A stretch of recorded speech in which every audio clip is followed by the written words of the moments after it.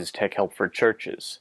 Twitter DMs, mentions, favorites, hashtags, and retweets.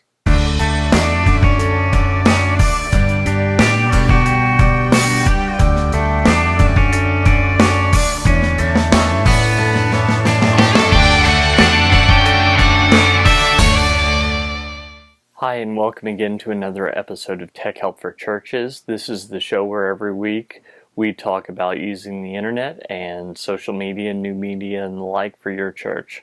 My name is Paul Allen Clifford, and I am your host, and I'd love for you to join the conversation. So head on over to trinitydigitalmedia.com/contact, and there you'll find all my contact information. Or if you're watching this video on YouTube or on trinitydigitalmedia.com, just put a comment in the comment section below. That's perfectly cool. Drop me a line, Paul at trinitydigitalmedia.com, or hit me up on Twitter, Paul Allen Cliff, PaulAlanclif, and that's a great way to reach me as well, which you might have guessed because we're talking about Twitter today. So let's talk just about 4 or 5 of the conventions of Twitter, things that if you're new to Twitter you're not familiar with, but that you really need to be. So first off, let's talk about DMs, or direct messages. Direct messages are kind of like the email of Twitter. So if you need to talk to someone, you can DM them. Now here is something that's interesting though. You can only send a direct message to people who follow you. But if you don't follow them back, they can't reply back to you. So the way that you do this is you basically go into the Twitter website, and there is a messages tab, and you can just click that, or use the Twitter app or a client that was written by a third party, and it's all there. Now when you do, personal pet peeve of mine, if someone can't reply back to you, don't send them a message asking them a question. That just strikes me as a big mistake. Over and over again this has happened to me, where someone asks me a question, I go to reply and I can't because they don't follow me. So that's the first thing. Next is something kind of like it, and that is mentions.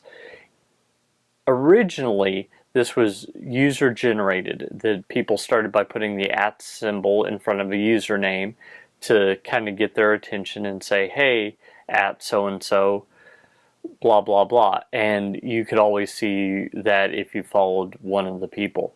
Well, Twitter's tweaked that so that now you only see @ replies if it is if you follow both people in the conversation. So it's semi-private.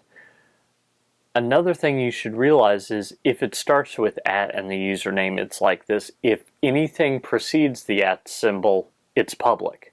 So I can say, I love @ my church, whatever my church's Twitter name is, and everyone would see that. If I instead went @ my church, I love you, then only people following my church would see that. So you've got to keep that in mind as you're doing mentions. Next, let's talk about retweets. Let's say that you find some content and you think, man, this is great stuff. I really want to share that with my followers. Originally, the way that we would do that is RT space username and then space and then whatever they had tweeted. But the advantage of that was you could tell who retweeted it. The disadvantage of it is it took up a lot of characters. So, since you only have 140 characters to work with, that's a bit of a problem. Now, Twitter has tweaked it so that when you hit the retweet button, it basically takes their original tweet, puts it in your timeline with a small indication that it's from you. So it can be very confusing when you see something and you think, well, that's not good. Did I follow that person? No, you didn't follow that person. You followed someone who followed that person and liked what they said. So sometimes I use this as an indicator that maybe, just maybe, I want to unfollow someone if, in my case, if they're tweeting profanity. I'm not judging, it's not something that I want in my stream. So that's a good way to tell if someone's politics or something that you don't want in your stream. There's someone that I was following briefly that was very anti-Semitic, and I didn't know that when I followed him, but it became apparent very quickly. So based on his retweets, I knew to unfollow him. Next, let's talk about favorites. These are used in one of two ways. Originally, people would use them kind of like bookmarks on your web browser to save content. Now it's more like a thumbs up on Facebook, and that's the little star that you can do on a message. So it's kind of not as congratulatory as a retweet, but it still says, hey, I agree with that. So as I'm recording this, it's November. I've been doing a lot of stuff with the hashtag giving thanks, which we're going to talk about hashtags in just a second. And hashtags, when I do that, I've gotten a lot of favorites and some retweets. So that's kind of a way to show appreciation for what someone's doing. Finally, let's talk about hashtags. Hashtags are a way to search for something that you might be interested in. Now, there are official hashtags, so like if you go to a concert or if you go to a conference or something, they might publicize a hashtag, and then everyone that's tweeting about the same event can easily find each other by going to Twitter and searching on that hashtag. I mentioned the giving thanks hashtag. That's one that my church has started doing during this month, and I've found a lot of success doing it. So that is one use of hashtags, but there's also the ironic hashtag.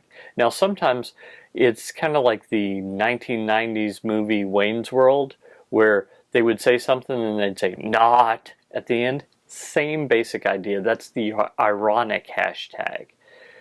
You can also say what you're going to do and then point out something about it with the hashtag. Like, if I said, I see Westboro Baptist Church is protesting another funeral, and then I added the hashtag, let he who is out without sin cast the first stone, or hashtag John 3:16. If you're from a Christian background, you should know that I'm signifying my disapproval of their actions by that. So you can kind of editorialize on a tweet by using a hashtag. So that's basically an overview of what some of these conventions are in Twitter and some things that you can use Twitter for. If you'd like to know more, don't hesitate to pick up my book, Tweeting Church, which is available on Amazon, and I hope that helps you. If you like this content, don't forget to like, thumbs up, comment, share it with your friends and neighbors, and I hope that it helps you and your church go out and change eternity. Until next time, this is Paul Allen Clifford with TrinityDigitalMedia.com.